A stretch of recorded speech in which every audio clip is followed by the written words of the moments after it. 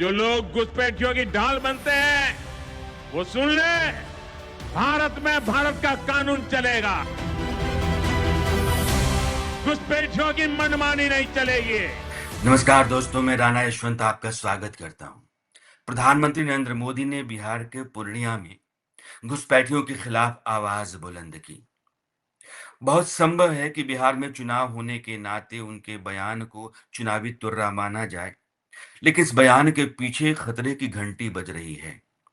हालात के विस्फोटक होने की आहट आ रही है। अगर आप उसको नहीं सुनते और समझते हैं, तो फिर देश के लिए एक बहुत बड़े खतरे को आप न्योता दे रहे हैं।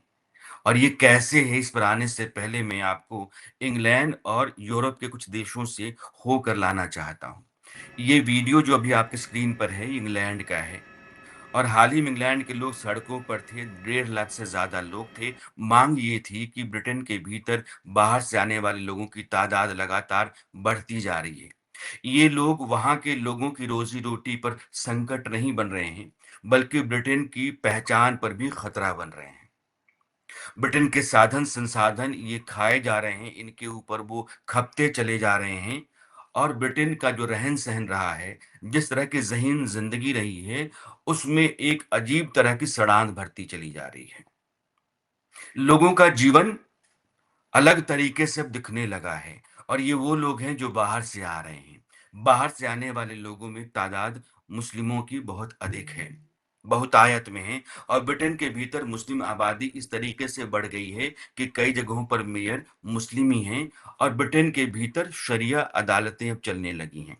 यानी कि ब्रिटेन का संविधान और वहाँ के कानून के समानांतर एक व्यवस्था खड़ी हो रही है। और उस व्यवस्था के साथ खड़ा होने वालों की तादाद भी ब्रिटेन में बढ़ रही है। और वो लोग वहाँ के मूल निवासियों को चुनौती दे रहे हैं। ब्रिटेन के भीतर खतरा ये है कि आज की तारीख में वहाँ के लोगों की तादाद, मैं अगर आंकड़े पर जाऊं, तो लगभग 73% के आसपास है। लेकिन 2050 तक उनकी संख्या घट करके 57% हो जाएगी। और 2063 तक ब्रिटेन के जो मूल निवासी हैं वो अल्पसंख्यक हो जाएंगे, 50% से कम की आबादी उनकी हो जाएगी। और जैसे ही आबादी उनकी कम होगी, बढ़ने वाले लोगों की तादाद बाहर के लोगों की होगी, और बाहर के लोगों में मुसलमानों की। इसलिए बहुत अधिक तस्वीरें आपको ब्रिटेन और इटली में इस दिख रही हैं, जहां महिलाएं सुअर को लेकर के घूम रही हैं। इन देशों में, यूरोप के कई देशों में बलात्कार के मामले बढ़े हैं। लड़कियों को सोशल मीडिया ऑनलाइन के जरिए पटा करके, उनको अपने प्रेम जाल में फांस करके और उनके साथ रहने और बच्चे पैदा करने की घटनाएं भी बढ़ी हैं। यानी कि महिलाओं को फांसने, उनके बच्चे पैदा करने और बलात्कार की घटनाओं के बढ़ने के चलते भी यूरोप के कई देशों में लोग अब डरे सहमे से हैं। और उनको जो खतरा लगातार उनके जीवन पर बढ़ता चला जा रहा है, उसका एहसास हो रहा है। और यही डर जो है, वो लोगों के प्रोटेस्ट, प्रदर्शन और आक्रोश के रूप में तब्दील होता हुआ सा आपको दिख रहा है। अब ये डर बेमानी नहीं है। कुछ देशों से मैं आपको लेकर के चलना चाहता हूं, फिर नरेंद्र मोदी के बयान पर मैं आऊंगा। और भारत के लोगों को इस बढ़ती हुई आबादी को जो बाहर से आ रही है, कैसे देखना चाहिए, ये आप पर मैं छोड़ दूंगा। लेबनान एक देश है। इज़राइल लगातार हमला करता है। हिजबुल्लाह का एक बड़ा वो सेंटर माना जाता है। उस देश के भीतर एक आतंकवादी संगठन सक्रिय रहता है। उसी की तूती वहां बोलती है।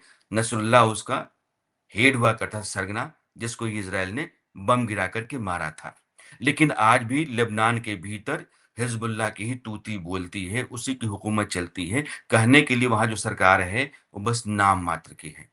उस लेबनान में लगभग 55% के आसपास आबादी 1971 के करीब ईसाइयों की हुआ करती थी। और धीरे-धीरे मुसलमानों की आबादी वहाँ बढ़ती चली गई। लेबनान के कई शहरों में ईसाई आबादी कम होती रही, मुस्लिम आबादी बढ़ती रही, क्योंकि पड़ोस के देशों से उनका आना बढ़ता रहा।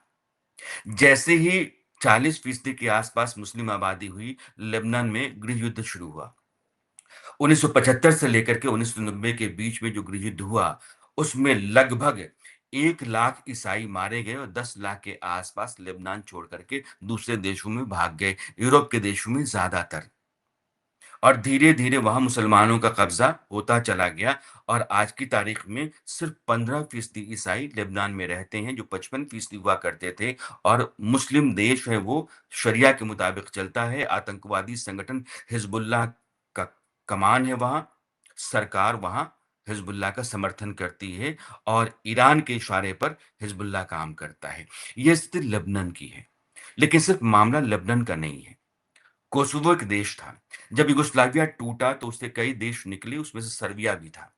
सर्बिया का एक बहुत ही इंपॉर्टेंट सेंटर हुआ करता था, ऐतिहासिक सांस्कृतिक केंद्र के तौर पर आप कोसोवो को मानेंगे, इतिहास यही कहता रहा है। लेकिन जब ऑटोमन एम्पायर के दौरान उस इलाके पर कब्जा हुआ या ऑटोमन एम्पायर के तहत सर्बिया आ गया, तो उस कोसोवो के इलाके में अल्बानियाई मुसलमानों की तादाद बढ़ने लगी, वो बसने लगे। जब यूगोस्लाविया टूटा तो सर्बिया के उस इलाके में, जो वहां का ऐतिहासिक सांस्कृतिक केंद्र हुआ करता था कोसोवो, अल्बानियाई मूल के मुसलमानों की तादाद बहुत अधिक थी, वो बहुसंख्यक थे।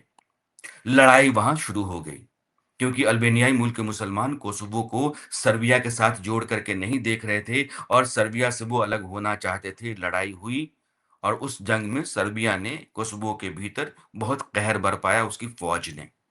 स्लोबोदान मिलोसेविच वहाँ के राष्ट्रपति हुआ करते थे और बाद में नेटो के कंट्रीज जो अमेरिका की अगुवाई में हैं, उन्होंने अल्बानियाई मूल के मुसलमानों का साथ दिया और कोसोवो के साथ खड़ा होकर के सर्बिया के खिलाफ उन्होंने जंग छेड़ी। नतीजा ये हुआ कि कोसोवो एक स्वतंत्र देश के तौर पर दुनिया के सामने आया। क्यों था? क्योंकि अल्बानियाई मूल के मुसलमानों ने वहां अपनी संख्या बढ़ा ली, वो बहुसंख्यक हो गए और सर्बिया का ऐतिहासिक सांस्कृतिक केंद्र कोसोवो मुस्लिम देश में तब्दील हो गया। ऐसे ही सूडान है। सूडान में उत्तर और दक्षिण, उत्तर में सुन्नी मुसलमानों की संख्या बहुत अधिक है, या यूं कहिए कि सुन्नी मुसलमान ही हैं यहाँ, और दक्षिण सूडान में ईसाइयों की तादाद थी।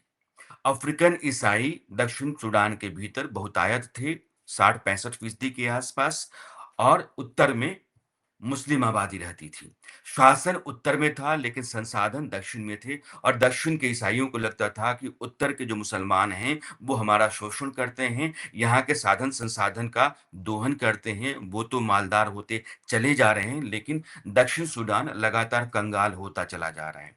गृहयुद्ध हुआ, 20 साल तक गृहयुद्ध चला, 20 लाख से ज्यादा लोग मारे गए और बाद में ये जो एथनिक क्लिंजिंग होती है या अलग-अलग समुदाय के लोग देश के अलग-अलग हिस्सों में बहुसंख्यक होते हैं, तो गृहयुद्ध होता है। उस गृहयुद्ध का नतीजा होता है अलग देश और दक्षिणी सूडान ईसाई देश के तौर पर खड़ा हुआ, वो स्वतंत्र हो गया। ऐसे ही आप पूर्वी तिमोर को लेंगे। पूर्वी तिमोर भी इंडोनेशिया उस पर कब्जा कर लिया 1975 में, चूंकि पुर्तगाल ने अपना शासन जैसे ही हटाया 75 में, वहां इंडोनेशिया ने आकर के अपना कब्जा कर लिया। 75 से लेकर के लगभग 2 दशक तक पूर्वी तिमोर के ईसाइयों ने वहां के मुस्लिम आबादी इंडोनेशिया की थी, वहां की सेना थी, उसके खिलाफ जंग छेड़ी। वो लगातार लड़ते रहे अपने स्वतंत्र वजूद की खातिर, उन्होंने अपना खून पसीना एक किया और आखिरकार पूर्वी तिमोर को भी स्वतंत्र करना पड़ा, इंडोनेशिया को वो जगह छोड़नी पड़ी। तो चाहे दक्षिणी सूडान हो, पूर्वी तिमोर हो या फिर कोसोवो हो, और इंग्लैंड के भीतर इस तरह का देश हो जाने का डर हो। यह डर जो है भारत के भीतर भी लगातार घुसता चला जा रहा है और प्रधानमंत्री नरेंद्र मोदी ने अगर कुछ कहा है तो आप उसको सिर्फ चुनाव से जोड़ करके मत देखिए, उसकी गंभीरता और उसके खतरे को भी आप समझिए। आज सीमांचल और पूर्वी भारत में घुसपैठियों के कारण डेमोग्राफी का कितना बड़ा संकट खड़ा हो चुका है। बिहार, बंगाल, असम, कई राज्यों के लोग अपनी बहनों बेटियों की सुरक्षा को लेकर चिंतित है। इसलिए ही मैंने लाल किले से के डेमोग्राफी मिशन की घोषणा की है। लेकिन वोट बैंक का स्वार्थ देखिए, कांग्रेस, आरजेडी और उसके इकोसिस्टम के लोग घुसपैठियों की वकालत करने में जुटे हैं, उन्हें बचाने में लगे हैं और बेशर्मी के साथ विदेश से आए घुसपैठियों को बचाने के लिए ये नारे लगा रहे हैं, यात्राएं निकाल रहे हैं। ये लोग बिहार और देश के संसाधन और सुरक्षा दोनों को दांव पर लगाना चाहते हैं। जो भी घुसपैठियां हैं उसे बाहर जाना ही होगा। घुसपैठ पर ताला लगाना एनडीए की पक्की जिम्मेदारी है। जो नेता बचाव में खड़े हैं, जो घुसपैठियों को बचाने के लिए मैदान में आ जाए, मैं जरा उनको चुनौती देता हूं। आप घुसपैठियों को बचाने में चाहे जितना जोर लगा लें, आप घुसपैठियों को हटाने के संकल्प पर काम करते रहेंगे। जो लोग घुसपैठियों की ढाल बनते हैं वो सुन ले, भारत में भारत का कानून चलेगा, घुसपैठियों की मनमानी नहीं चलेगी। ये मोदी की गारंटी है। घुसपैठियों पर कार्रवाई भी होगी और देश इसका अच्छा परिणाम भी देख के रहेगा। नरेंद्र मोदी जहां खड़े थे वो पूर्णिया है और पूर्णिया के आसपास के जो 4 जिले हैं, उन जिलों की आबादी लगातार बढ़ती चली गई और मुस्लिम आबादी बढ़ी। मुस्लिम आबादी हिंदुस्तान के मुसलमानों के कारण नहीं बढ़ी, बल्कि पश्चिम बंगाल से आने वाले घुसपैठियों के कारण बढ़ी। पूर्णिया, कटिहार, अररिया, किशनगंज, इन 4 जिलों में आज की तारीख में 2025 के सितंबर में बात कर रहा हूं, 50% से ज्यादा मुस्लिम आबादी है। जिस तरह से आबादी वहां बढ़ती रही है, उसी रफ्तार को ध्यान में रख करके मैं आपसे यह बात कह रहा हूं। यह 4 जिलों में स्थिति अब मुस्लिम बहुल आबादी की हो गई है। वहाँ हिंदू अल्पसंख्यक है और जब आप वहाँ जाएँगे तो एक आबादी के लगातार बढ़ते चले जाने और उसके बहुसंख्यक हो जाने के बाद जो सामाजिक समीकरण होते हैं और लोगों के भीतर असुरक्षा का भाव पैदा होता चला जाता है, डर बढ़ता चला जाता है, वहाँ की स्थितियाँ जो भयानक, विस्फोटक और डरावनी होती चली जाती हैं, ये सिर्फ उस इलाके का नहीं मामला है, जिस इलाके में मुस्लिम बहुल हो जाते हैं, बल्कि दुनिया के किसी भी हिस्से में जहाँ मुस्लिम आबादी बहुलता में आ जाती है, बहुसंख्यक हो जाती है, वहाँ से जो दूसरी आबादी होती है, उसका पलायन, पतन, उसका संघार और उस के ऊपर अत्याचार, ये बढ़ते चले जाते हैं। इसलिए नरेंद्र मोदी की जो बात है, उसको आप गंभीरता से लीजिए।